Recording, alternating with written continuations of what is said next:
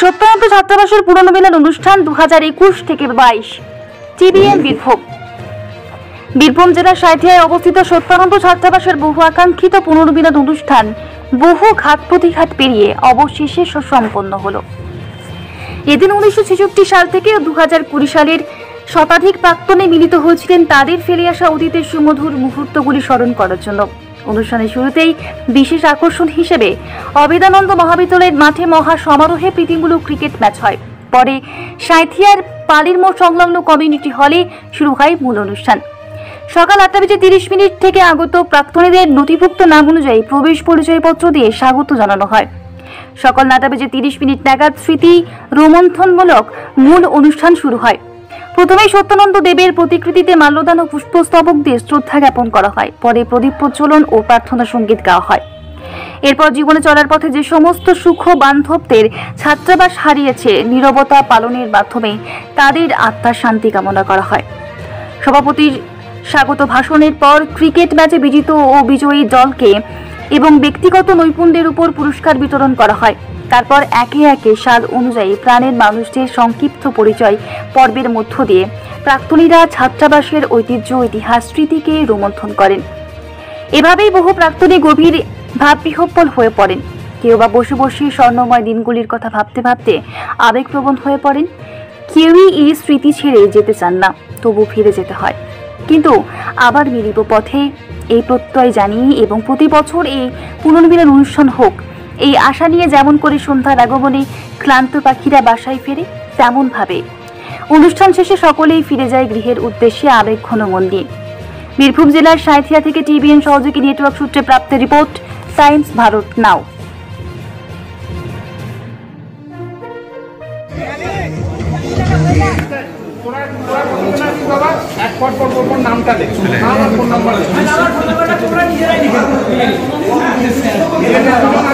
কৃষ্ণ সারদানা করুণ কান্ত রূপধারা সরস করুণা জীবন পথে স্পন্দিত রাম কৃষ্ণ সারদানা করুণ কান্ত রূপধারা সরস করুণা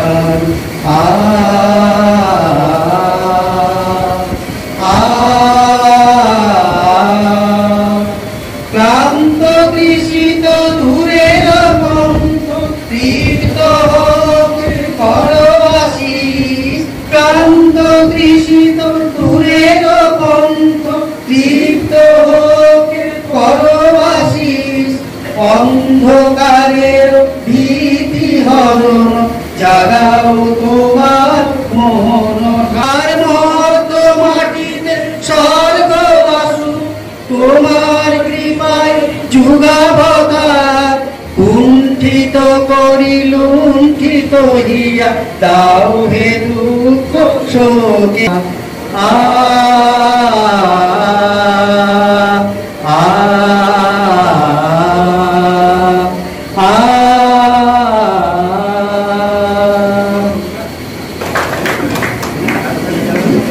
ধন্যবাদ সকলকে।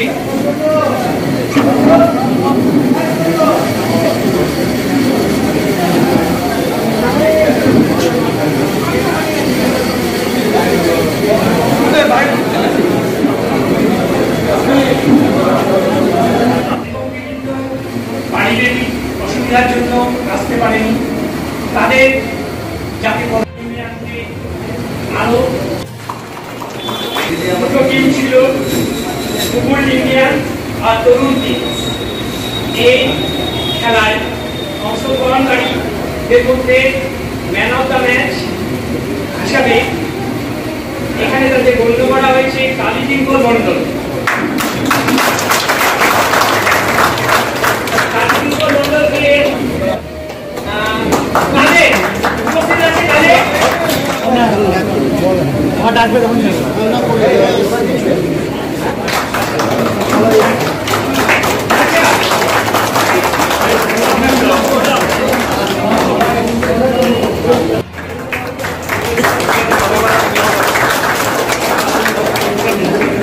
Yes. শুভেন্দু মন্ডলকে আসার জন্য অনুরোধ করছি।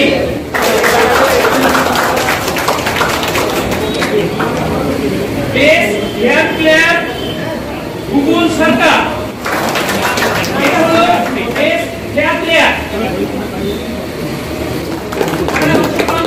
তাদের আসার জন্য অনুরোধ করছি।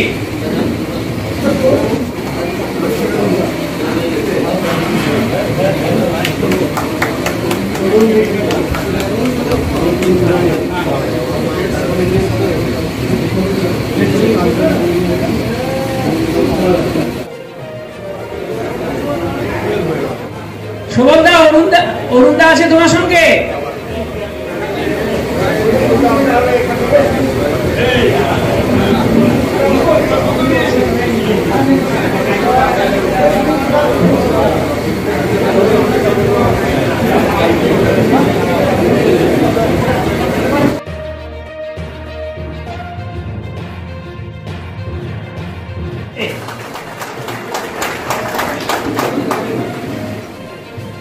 তরুণকে ডেকে নিচ্ছি। তরুণ আচ্ছা,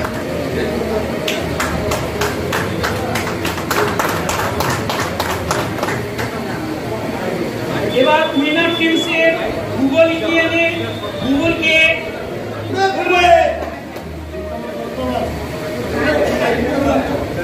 অভেদানন্দ মহাবিদ্যালয়ের যে অভেদানন্দ স্ট্যাচুটা, মূর্তিটা, সেটা উন্মোচন করতে এসেছিলেন স্বামী সত্যানন্দ। সকলেরই জানা আছে হয়তো, স্বামী সত্যানন্দ দেবের আশ্রম মেন যেটা সিউড়িতে, উনি সিউড়ি আসতেন, তারপরে এখানে আসতেন। আমাদেরকে জানানো হলো, আমি তখন ইউর ছাত্র, জাস্ট 15 বছর বয়স, যে স্বামী সত্যানন্দ আসবেন এবং উনি হোস্টেল যাবেন। আজ আমি এ প্রসঙ্গে বলে রাখি, তখন কিন্তু নতুন যে হোস্টেলটা, ইউজিসি হোস্টেল, ওটা হয়নি, শুধুমাত্র পুরনো হোস্টেল কিছুটা হয়েছিল, পার্টলি। আমরা যখন ঢুকেছিলাম প্লাস্টার হয়নি, মেঝে হয়নি, সেই অবস্থায় ঢুকেছিলাম 1966 সালে আগস্ট মাসে। যাই হোক, প্রথমে যেহেতু বলেননি যে স্বামী সত্যানন্দদের হোস্টেল দেখবেন, পরে যখন বললেন যে তোরা সব ঘরটা খুলে রেখে দিবি, তা আমাদের তো ঘরটা বন্ধ ছিল বলে আমি খুঁজতে গেছি। সেই সময় শুনলাম প্রায় এসে গেছেন। আমি জাস্ট খুলে নামছি যখন, সেই সময় একটা ফটো তোলা হয়েছিল, আমি জানতাম না। পরবর্তীকালে দেখলাম আমি বারান্দা থেকে নিচের দিয়ে নামছি, সেই সময় স্বামী সত্যানন্দ ওই হোস্টেলে এসেছেন, যেটা আমাদের পুরনো বিল্ডিং। আমি একবার ডক্টর কেডি রায়কে জিজ্ঞেস করেছিলাম, স্যার অভেদানন্দ মহারাজের নামে কলেজ আর হোস্টেলের নাম কিন্তু তখন হয়নি, তারপরে সত্যানন্দের কথা হয়েছে। এবং যখন দ্বিতীয় হোস্টেল হয়েছিলাম তখন আমি বলেছিলাম, স্যার দুটো ভালো হোস্টেল হবে? বলে না, কলেজ একটা, হোস্টেল একটা, দুটো বিল্ডিং। হিসাবে আমরা কাছাকাছি বীরভূমেরই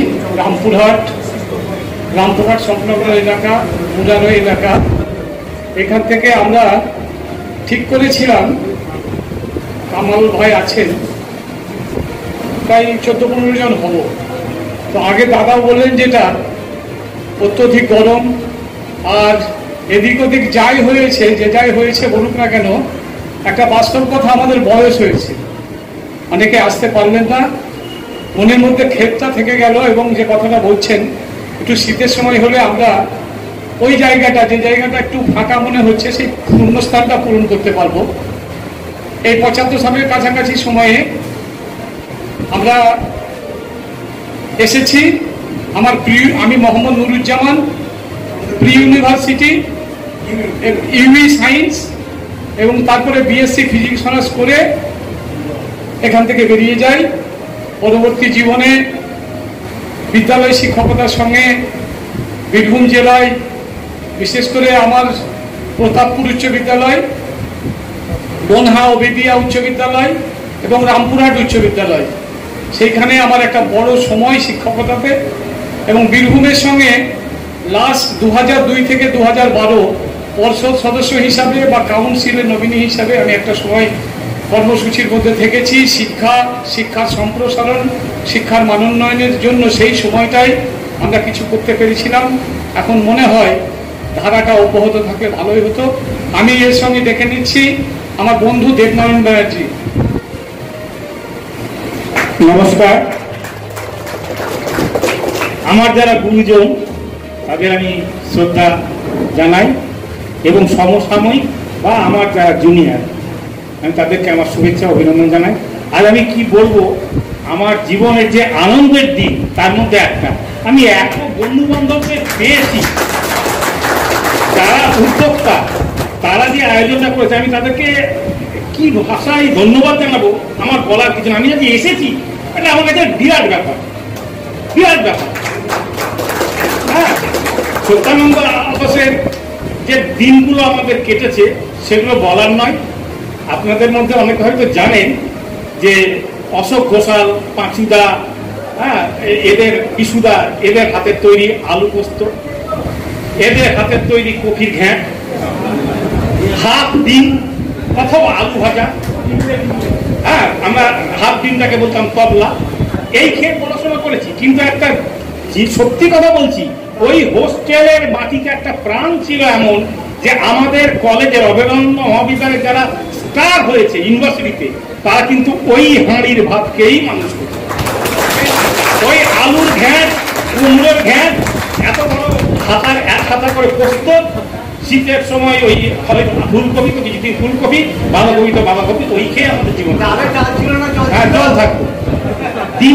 ডিমের ঝোলটা আগে রান্না হয়ে যেত, ডিম পরে আসতো। হ্যাঁ, সেই তো বললাম, যা হবে। তো সেই সমস্ত দিনগুলো খুব ভালো। অনেক কথা বলতে ইচ্ছে করতে সময় নাই, তবে আজকে যে অনুষ্ঠানটার আয়োজন করা হয়েছে তার জন্য অসংখ্য ধন্যবাদ। আমার সব থেকে ভালো লাগছে আমি নতুনদের সঙ্গেও অনেকের সঙ্গে পরিচিত হলাম। আর আমার সমসাময়িক যারা ক্লাসমেট, আমরা 150 জন ছিলাম ওই হোস্টেলে। হ্যাঁ, আমি হোস্টেলে গেছিলাম, দেখে খুব খারাপ লাগলো। যে হোস্টেলে জাঁকজমক ছিল সেটা এখন নাই, এখন 12-14 জন লোক আছে। হ্যাঁ, হোস্টেলের সংস্কার হোক, হোস্টেলটা আরো ভালো হোক এবং পড়াশোনার পরিবেশ নিশ্চয়ই ভালো আছে এবং ভবিষ্যতে ভালো হবে। হ্যাঁ, এবং আমাদের যে অতীতের যে আপনি এই যে ভদ্রলোক এখনই বললেন যে শক্তিপদ কুইলার ব্যাপারে, একটা জিনিয়াস ছিলেন আমাদের কলেজে, তিনি আমাদের পড়িয়েওছেন পরে। হ্যাঁ, আইআইটিতে উনি খড়গপুর আইআইটিতে পরে গেছিলেন। হ্যাঁ, অজয় দাস, ফিজিক্সের যারা মেন লোক, হ্যাঁ, ডক্টর মিলন চ্যাটার্জি, এরা স্টিলকার, অনেকেই ছিল। এত কথা বলবো না, তবে আমি খুব আনন্দ পেয়েছি। পরের বছরে কিন্তু আবার যেন খুব ভালো করে হয় এবং সেটা নভেম্বর ডিসেম্বর, শীতকালে হলে নভেম্বর ডিসেম্বর হলে খুব ভালো হয়। তোমাদের অসংখ্য ধন্যবাদ, অসংখ্য ধন্যবাদ। কারণ অ্যাকচুয়ালি আমি তখন তো স্কুলে পড়ানো হতো না, কলেজে 11-12 হতো। ওই জন্য আমার রেঞ্জটা অনেকটাই বেশি, 79 থেকে 84। গুলিরা ওরা ফিজিক্স অনার্সে ঢুকেছিল 81-তে, ওই জন্য ওদের সঙ্গে বন্ধুত্ব, মানে রেঞ্জটা অনেকটা বেশি।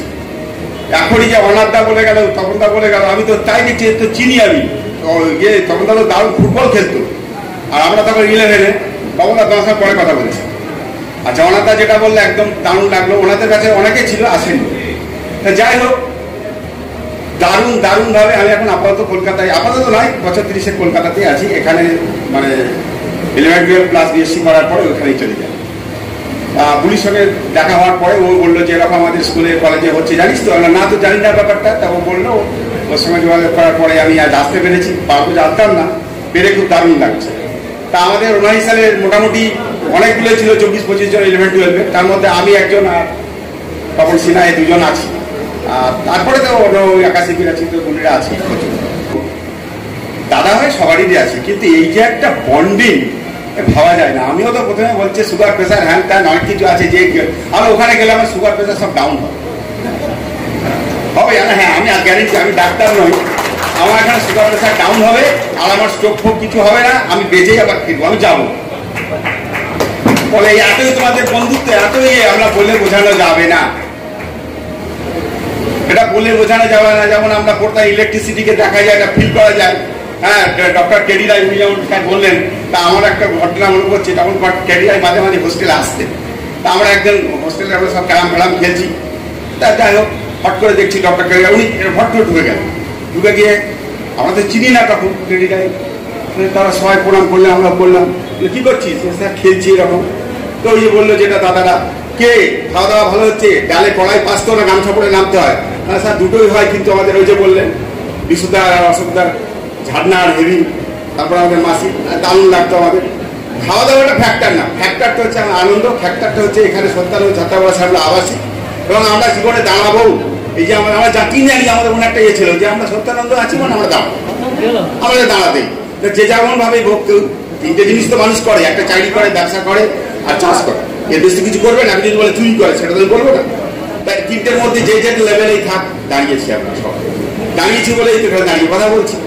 আর যারা আসতে পারেনি তারাও অবশ্যই দাঁড়িয়েছে। কেরিয়ারের কথাটা বলি, তা একজন আমাদের ডিজেকশন আছে, 2-3 জন স্মৃতি আছে, কিন্তু যেটা মনে হয় যে আমাদের হোটেলে অনেক কিছু ছিল না।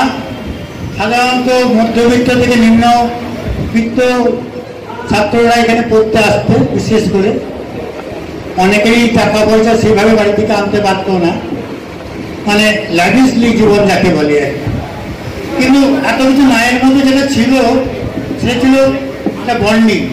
প্রত্যেকটা ছাত্রের মধ্যে, আবাসিকদের মধ্যে একটা বন্ডিং ছিল। আমরা একদম প্রত্যেকে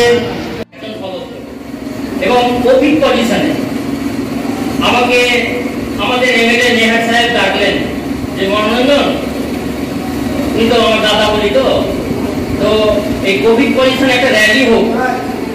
আমি তো র্যালিতে তখন আমি একটা কথা বললাম, দাদা একটা লোক আমার ভাবনা চিন্তায় আসছে, তো কি বলো? আমি বললাম স্বাস্থ্যবিধান মানব, নতুন মামলা করবো। খুব ভালো কথা বললেন। আরো শামসুল্লাহ ছিলেন, যিনি ডিস্ট্রিক্ট কাউন্সিলের সেক্রেটারি ছিলেন এক সময়, পার্থদাস উনিও ছিলেন, মিটিং বসেছিলেন গ্রহণযোগ্যভাবে। এটা আমার টুপিটা, ওটাই ওই টুপিটা আছে। এইখানে যে টুপিটা আমি দিলাম, সেভ লিভার সেভ লাইফ, দিদি তো বলেছেন safety save drive save life, আমি বলছি সেভ লিভার সেভ লাইফ। কেন? আমি আর কিছু সবাই সব কিছু লোকের রেসপেক্ট সম্বন্ধে কিছু বলবো না। আমি এখন স্টেট ব্যাংকে কর্মরত, সবারই ব্যাংকে অ্যাকাউন্ট আছে, যদি কোনো কিছু প্রবলেম থাকে আমার সঙ্গে যোগাযোগ করতে হবে। নগর ব্রাঞ্চ স্টেট ব্যাংক।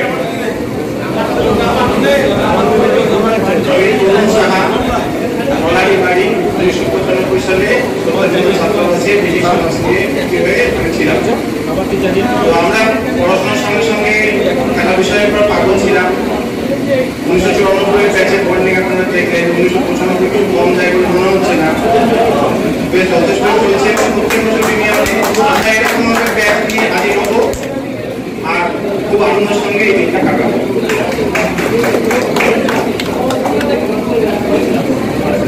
নমস্কার, আমার নাম কমল ঘোষ। আমি সত্যানন্দ ছাত্রাবাসে 1995 সালে এসেছি, ম্যাথামেটিক্স অনার্স নিয়ে। 98 সালে বেরিয়ে গেছি, এখন শিক্ষকতা করি বহরমপুরে থাকি। আর হোস্টেলের কথা তো শুনলেন, আমার কাছে নমস্কার।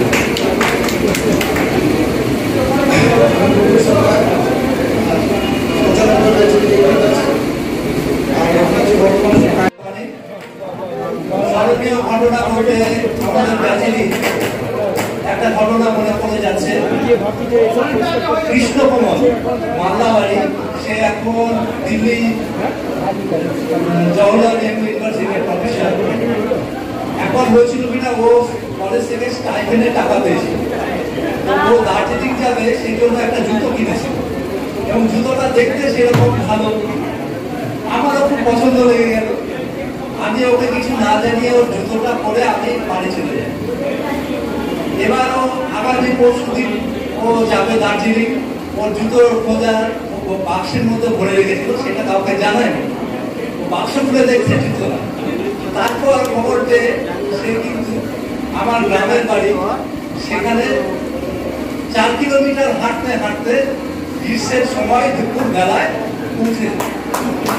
আমি তো দেখে অবাক, বন্ধু এসেছে, আয় বন্ধু বন্ধু বন্ধু কি করবে বন্ধু? আমার প্রথমে ধরে কলার ধরে, তো আমার জুতো নিয়ে যেতিস কেন?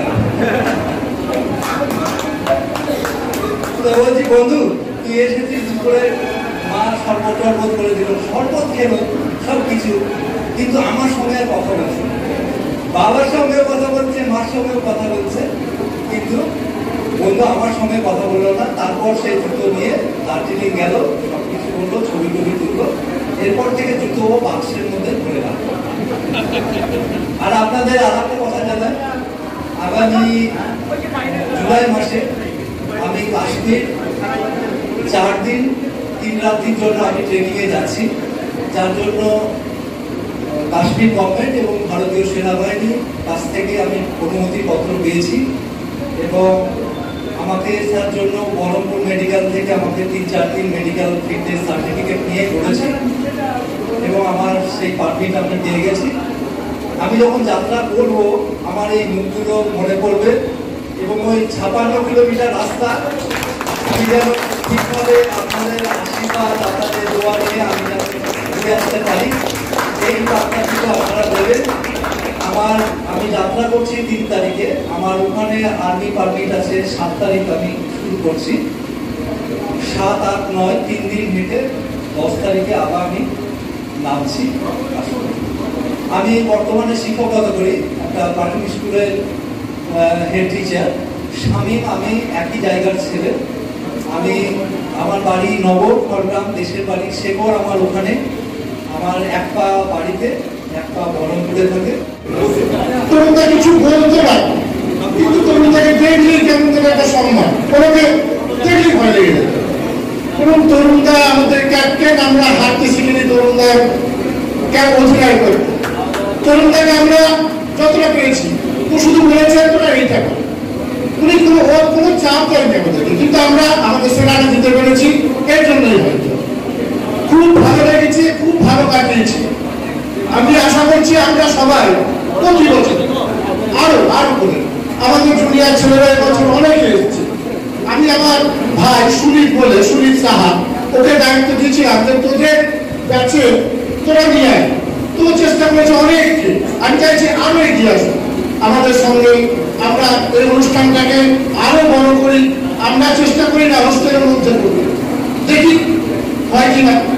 আমরা যদি সবাই মিলে এগিয়ে আসি, শুধু আমরা একটু পরিশ্রম করি। মানে আমাদের কাছে সবাই মোটামুটি 4 বছর লেগেছিল হোস্টেলকে ভালোবাসার জন্য। আমি এখন সফটওয়্যার একটা কোম্পানিতে আছি, আর আমরা সবাই মোটামুটি একই সঙ্গে সব থাকতাম। জুনিয়রগুলো এখন আছে, আমার রিয়ারমেন্টের সব ঘুরে যাচ্ছে এদিক ওদিক। আমি সুনীল স্যার 2001 ব্যাচে 2005 সালে অনুষ্ঠান থেকে ছেড়েছি। আমি বিএসসি পাস কোর্সে করতাম। বর্তমান কাজে থাকি, গ্রামের বাড়ি বিটিয়া। আমি প্রাইমারি স্কুল টিচার।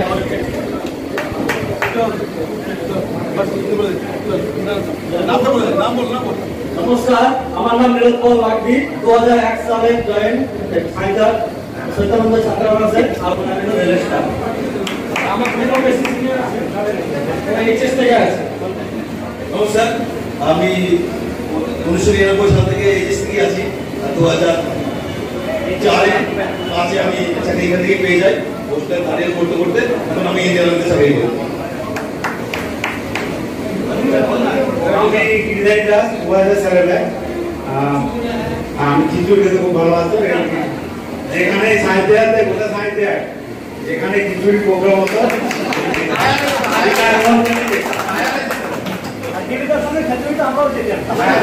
এই চুলের ছাটের জন্য আমরা সবাই আমাদের জুনিয়র করে এবং আমাদের রিয়ার করে এই চুলের ছাট আমরা করেছিলাম। আমাদের এই স্কুলটা আমরা করেছিলাম কি 2003 সাল হবে। তো আমি আর সঞ্জয় বলে ছিল মালদা। তো আমরা দুজন মিলে স্পন্সর করেছিলাম, যারা এরকম চুল কাটবে তাদের ফ্রি। তো সেগুলো বলে দিয়েছিলাম যতগুলো এরকম ছাড় হবে সবগুলো আমরা টাকা পে করবো, অনেক করে দেবো, পুরো হোস্টেলটা প্রায় করে দিই। এরপরে সেগুলো যে ছিল সেগুলো ছিল এরপরে এরকম চুলা আমি কাটবো না, কারণ আমরা 3 মাস দেখা করি।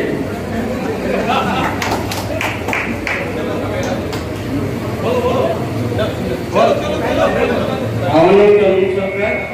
আমার এন্ট্রি 2002। আমি ইংলিশ অনার্স পাস করে নমস্কার, আমি 2002 সালে সাহিত্য ছাত্রাবাসে এন্ট্রি করেছিলাম। আমরা 2002 থেকে 5 পর্যন্ত সাহিত্য হোস্টেলে থেকেছি অফিসিয়ালি। অনঅফিসিয়ালি আরো 3-4 বছর থেকেছি। মানে আমি তারপরে বর্ধমানে রেগুলারে পড়তাম। তো প্রায় রোজই চলে আসতাম, এখানেই থাকতাম বলতে গেলে।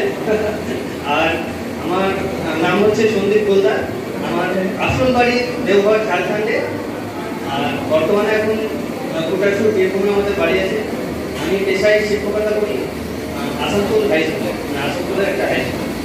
আর হোস্টেল আমার সেকেন্ড হোম না হয় ফার্স্ট হোমই ছিল, যেহেতু আমার বাড়ি দূরে ছিল।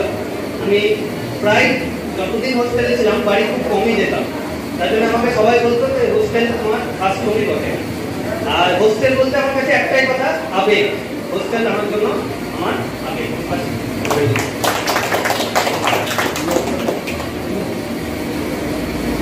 আমি আমার নাম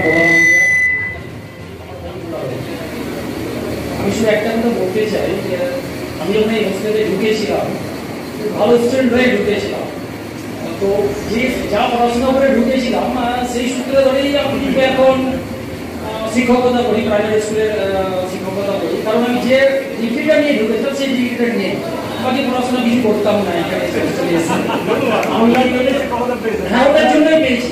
আমি একটা ছোট্ট একটা ঘটনা বলি। আমাদের প্রফেসর আমার রুমমেট ছিল, ও আমাকে ডেলি বলতো পড়ে এরা ছিল আমার বন্ধু, আমাকে উচ্ছলে নিয়ে চলে যেত। আমি হাই স্কুলের টিচার, তো আমাকে বলতো এও বাংলা অনার্স আমিও বাংলা অনার্স, বলতো সরি ইংলিশ অনার্স আমি বাংলা অনার্স।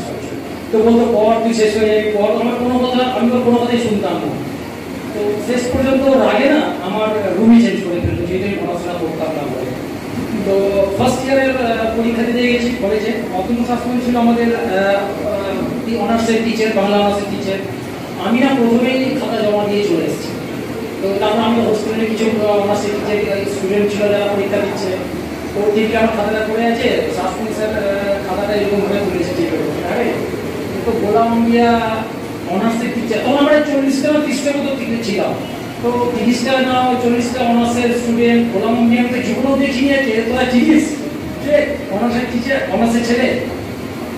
তো শুধু একটা কথা বলবো যে হয়তো আমি ভালো স্টুডেন্ট হয়ে ঢুকেছিলাম, ভালো স্টুডেন্ট হয়ে বেরোতে পারি, কিন্তু আমি হোস্টেলে 3 বছর থেকে ভালো মানুষ হয়ে গেছি, ভালো মানুষ।